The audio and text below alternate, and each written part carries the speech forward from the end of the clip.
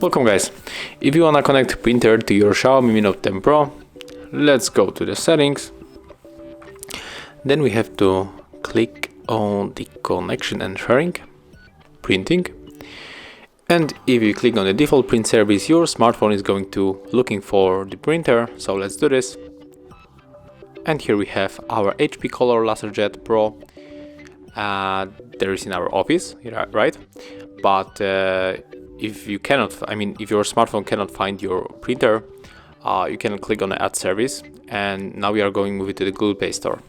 And right now, if you are using, for example, the Brother printer, you have to download this plugin. So click on it. Then you have to click install and go back here. Click on the default print service, and everything should work. So thank you for watching. Leave thumbs ups, comments, and subscribe to our channel.